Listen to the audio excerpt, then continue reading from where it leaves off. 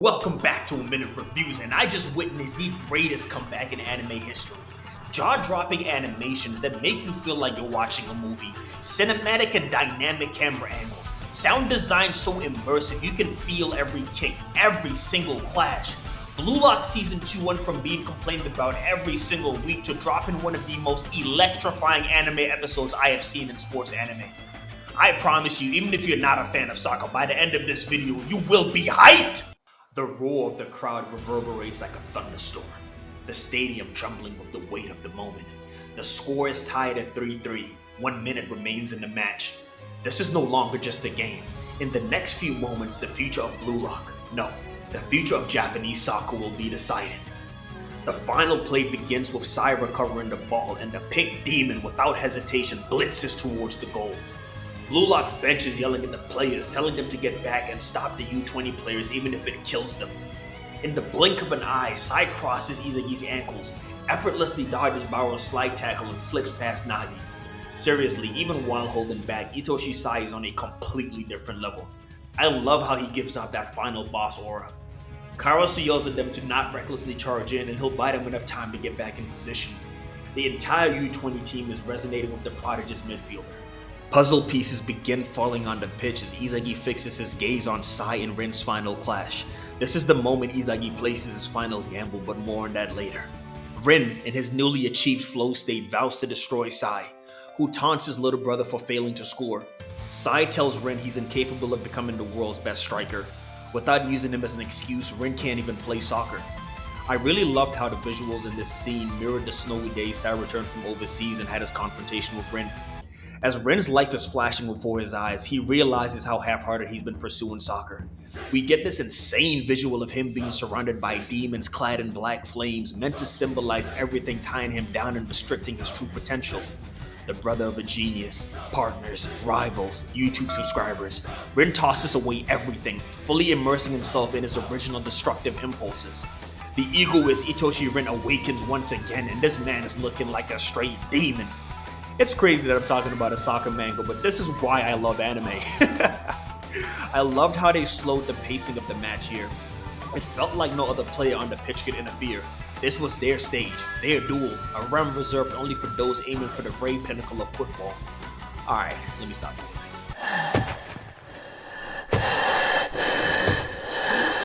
So we finally know where the budget of Season 2 went to because the animators went freaking nuts. This was some of the most fluid animation I've seen in sports anime.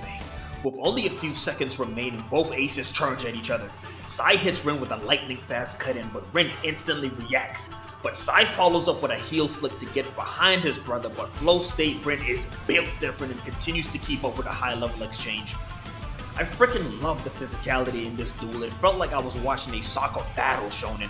From the body checks to the parries, this is hands down the highest level of play we've seen in Blue Lock, and the crowd was loving it. Again, it literally felt like no one else on the pitch could interfere in this insane one-on-one duel. Sai deflects Ren's arm and pretends to go in for a dribble but fakes into a no-look pass, but Ren deflects the ball at the last second into the air, completely shocking Sai and the rest of the audience. As the ball floats in the air, the stadium falls silent. The fans, the players, and even the viewers, all of us held our breath in sheer suspense. IQ jumps to try to clear the ball but doesn't reach. As he's falling, he notices footsteps approaching. Ren and Sai watch in complete shock as Blue Lock's number 11, Isagi Yoichi, surrounded by puzzle pieces, appears.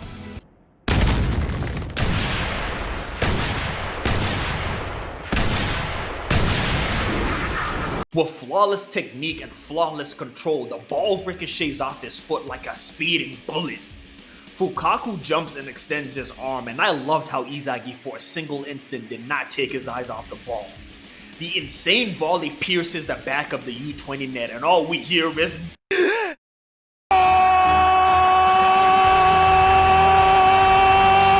the entire stadium goes completely nuts at the super goal they just witnessed, and I literally jumped out my seat. The referee blows the final whistle and the match is over with Blue Lock winning 4-3. The only one who stayed in the goal area, the only person who believed the Rin would beat Sai, and the only person to put himself in the perfect position to utilize the final mechanism of luck was the egoist, Isagi Yoichi. And I freaking love Isagi's goal celebration. I saw a post on X that described it perfectly. The blinding spotlight, the way he straightens and spreads his arms, his gasp amidst the deafening silence, and the way the camera focuses on his name and number. He's literally announcing to the world that I am Isagi Yoichi. I am the future of Japanese soccer. I have arrived. Oh God, I love Blue Lock. It's really crazy when you think about the journey, going from being ranked number 299 out of 300 in the nation to becoming the hero of the U20 game. The fact that even Ego was hyped is a testament to how incredible Isagi's goal was. But seriously, the studio did an awesome job with the last 2 episodes, and I can't believe I'm saying that for Blue Lock Season 2. It wasn't just the visuals that were good, the incredible animation was also matched by phenomenal sound design.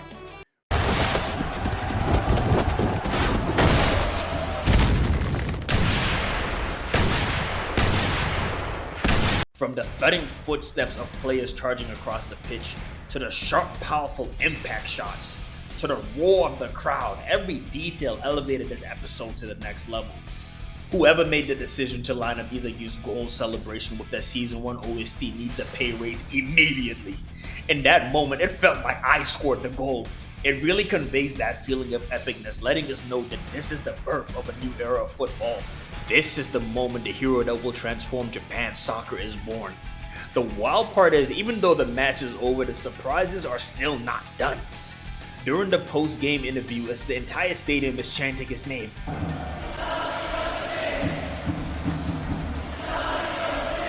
Isagi makes a shocking declaration, standing tall with no fear in his eyes, no hesitation. In front of the entire world, he says that Blue Lock will win the Under-20 World Cup. No, that isn't right. He will lead Japan to win the Under-20 World Cup. This is why Isagi is such a dope MC. He just knows how to get your blood pumping. It doesn't matter how you start, it's how you finish. In the post-credit scene, Isagi has one more interaction with Rin. Isagi thanks Rin, telling him his goal wouldn't have been possible without him, but Rin is absolutely pissed. Victory means nothing if Isagi is the one that leads them. Rin tells Isagi from this moment on they're rivals. Don't forget, it means I'll kill you no matter what. Isagi accepts this challenge, and the rivalry between these two in Season 3 is going to be insane. In another room, Ego is having a meeting with football executives around the world. Blue Lock is now the hottest spot in the world of football.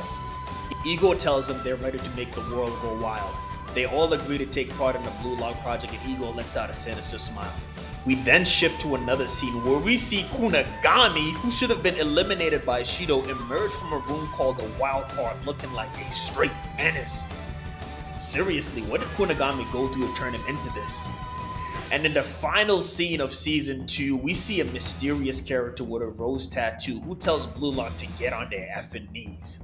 Season 3 is going to be crazy.